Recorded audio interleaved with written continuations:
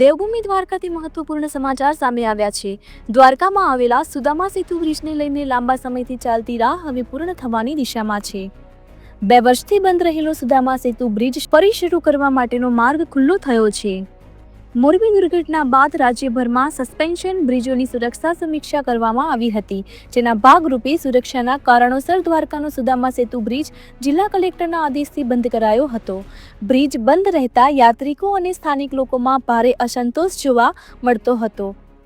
હવે પ્રવાસના વિભાગ દ્વારા R&B વિભાગને બ્રિજ ફરી શરૂ કરવા માટે સત્તાવાર ઓર્ડર આપવામાં આવ્યો છે।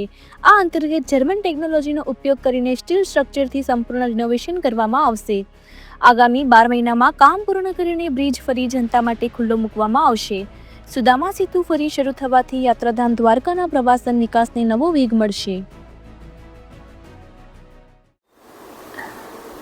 સુદામા સેતુ જે બ્રિજ છે એ રિલાયન્સ ઇન્ડસ્ટ્રીઝ જામનગર દ્વારા જે તે સમયે કરવામાં આવ્યું હતું અને 2016માં એનું લોકાર્પણ થયું હતું, જેની માલિકી હાલ અત્યારે ગુજરાત પવિત્ર યાત્રાધામ વિકાસ બોર્ડની છે। અને આ મોરબીનો જે બનાવ બન્યો ત્યારબાદ કલેક્ટરશ્રીની સૂચનાથી યાત્રાધામ વિકાસ બોર્ડ દ્વારા બંધ કરવામાં આવેલો સેફટીને ધ્યાને રાખીને। હાલ એ સુદામા સેતુની સ્ટ્રેન્થનિંગની કામગીરી માટે ગુજરાત પવિત્ર યાત્રાધામ વિકાસ બોર્ડ દ્વારા અમને ડિપોઝિટ વર્ક તરીકે અત્રેની કચેરીને કામગીરી સોંપવામાં આવેલ છે।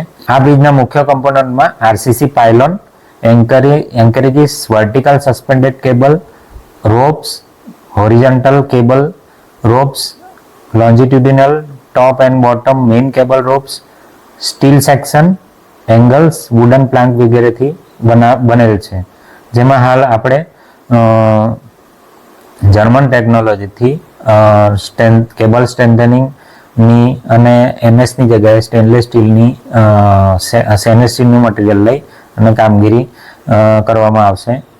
પાયલોનને સ્ટ્રક્ચરને નવેસરથી સ્ટ્રેન્થનિંગ કરવામાં આવશે અને બધા જ કેબલો ચેન્જ કરીને આ કામગીરી કરવામાં આવશે અને આ કામગીરી વર્ક ઓર્ડર હાલ આપી દીધેલ છે અને 12 મહિનામાં પૂર્ણ કરવામાં આવશે।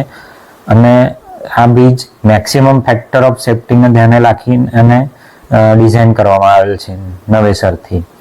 અને બાકીની આગળના જૂની વિગતો મેળવીએ તો ગુજરાત પવિત્ર યાત્રાધામ વિકાસ બોર્ડ દ્વારા આપને મળી શકે।